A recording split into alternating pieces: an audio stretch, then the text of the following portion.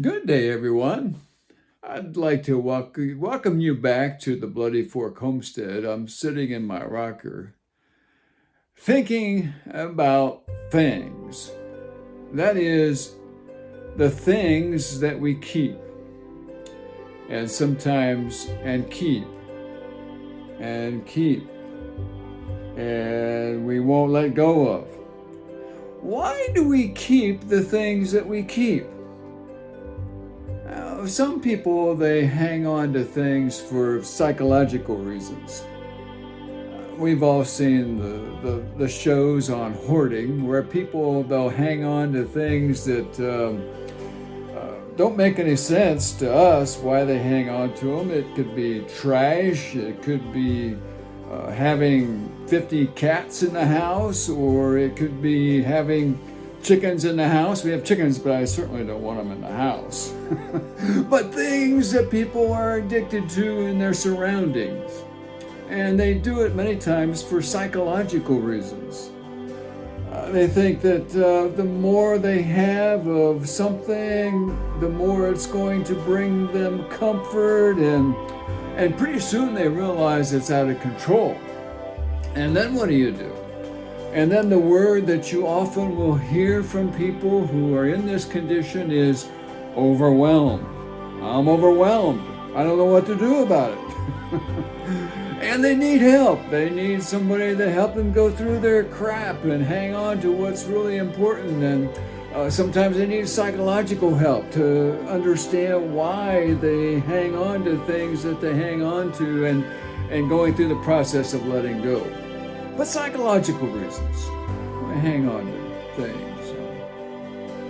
And another reason that we can hang on to things is economic. I think this is part of what we see here in Appalachia, is hanging on to things for economic reasons. Many people won't get rid of anything because the motto is better to have it and not need it than to need it and not have it. So you hang on to everything. 15 junk cars in case you need a part off of it sometime, or the porch full of things, or storage to the hilt of everything. But don't get rid of anything because you might need it someday. And if you're not careful, if you're a prepper, you can easily go into that. Because you hang on to things for economic reasons. You're hanging on to things because of what might happen in the future. So I need to accumulate as much as I can right now. So I need 85 cases of Vienna sausage, just in case. But people hang on to things for economic reasons.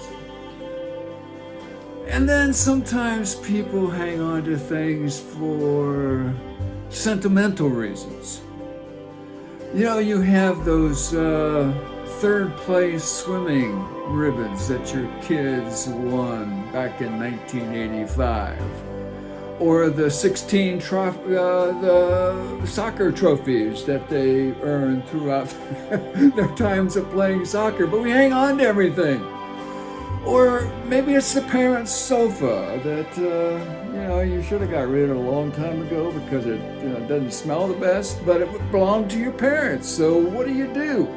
But we hang on to things for sentimental reasons, and sometimes that's good. You can hang on to a certain amount of things for sentimental reasons, but how much of that do you really need? One of the things I appreciated that my wife did was she did scrapbooks for all of our children, and she put little things in it that were significant things in their childhood. And she made a copy for us. So now we have that to look back on, and we don't have to hang on to the 15 soccer trophies or all the third place ribbons. In fact, what she did was she took a lot of those things, put it in a box, and gave it to them and said, you hang on to what you want, but took pictures, significant pictures, and made a scrapbook of the rest of it. And it helped a lot. But we hang on to things for sentimental reasons. Sometimes women do that. Sometimes You have to question, why do you have 25 pairs of shoes in the closet? Because sometimes there's an emotional attachment there. There's a sentimental attachment because sometimes a woman might feel like I felt a certain way. And when I got that pair of shoes, it made me feel better. So you want to hang on to those shoes because those shoes helped you feel better at one point in your life. But you hang on to things for sentimental reasons. And then another reason we hang on to things is this laziness. It takes time and effort to declutter, to get rid of all those things.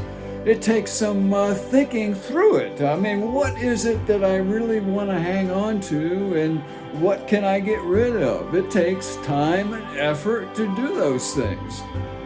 If you don't do it, your children are going to have to do it. You want to leave that burden to them? There's a couple in our neighborhood that I appreciate what they're doing. They're fairly well-to-do and they have a lot of things, but they've been spending some time getting rid of things. And I know that they don't want to leave that burden for their children, so they're trying to downsize. And people go through times like that.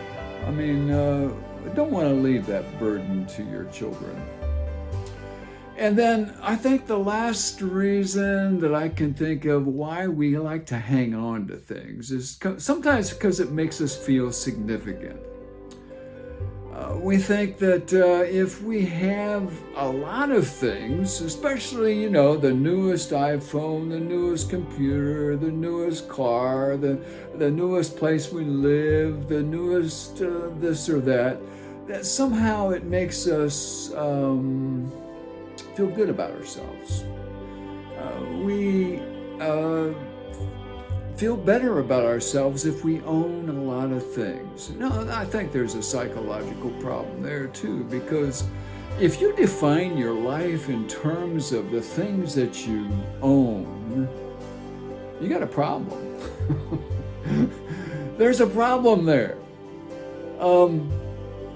What did you actually, I'm speaking to myself here too, what did we bring into this world? Nothing. We came naked. We're going to leave the same way with absolutely nothing. The only thing that is really going to matter is character, faith, family, friends. Who we are as individuals is what's going to matter. What kind of character do we have? Do we have family that really loves us and we can surround ourselves with them and friends? And do we have faith? Faith in the eternal God. A reason for all of this. Something that goes beyond all this. All those things are important. But the things, not so much. I mean, it can be gone in a second. It could go up in smoke. And then, what do we have? Things. The things that we keep. And keep. And keep. And keep. Get rid of the crap!